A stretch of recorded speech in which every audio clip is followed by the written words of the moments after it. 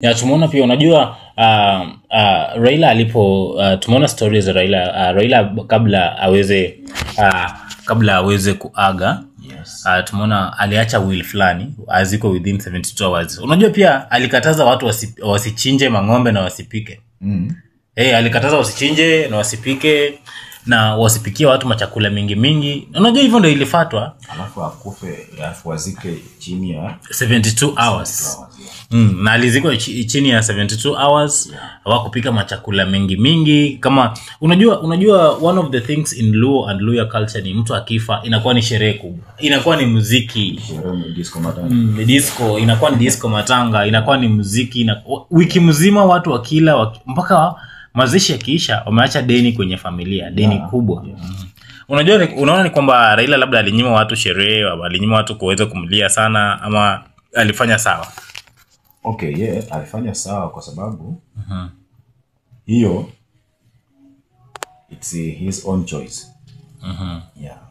Ukiandika will yani ni kama kwa mfano sasa wewe kama familia yako, mimi sasa kama nikiangalia familia yangu iko hivi na hivi, alafu niangalie will niseme mimi hata ndazikwa chini ya masaa mawili, itawezekana. Kwa sababu itakuwa mimi mwenyewe ndio nimesema. Na mara nyingi unajua kitu fupi inakuwa tamu. Ndani kitu mrefu sana. Kitu mrefu unajua nasinya watu sana. Sasa like kama disco matanga, unajua kama Raila hata ingekuwa kama sahibi bado hajasikwa. Hata kama angekuwa ati yako Western, ingekuwa sahibi bado wanalia watu nani karibu wiki mbili. Sasa kitu fupi inakuwa tamu ndani kitu mrefu. Sasa Raila aliona mbele. Hakutaka ile budget mingi ama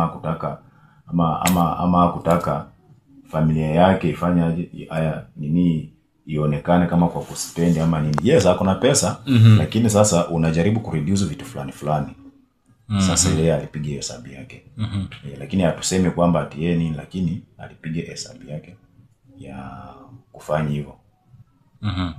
Kwa siku 3. Unajua yes. Kuna kitu kama kutopika, mazishi kama yale, kupea hata watu chakula, kupakulia watu chakula ingekuwa ni kitu kigumu sana. Yes. Ingekuwa ni ngumu sana. Unajua sasa unajua sisi huko kwenye Waluya na huko Uluoni Nyanza.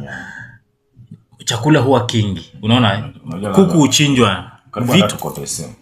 Ng'ombe zinachinjwa. In fact kama hata Raila kufa tu wengine wanaanza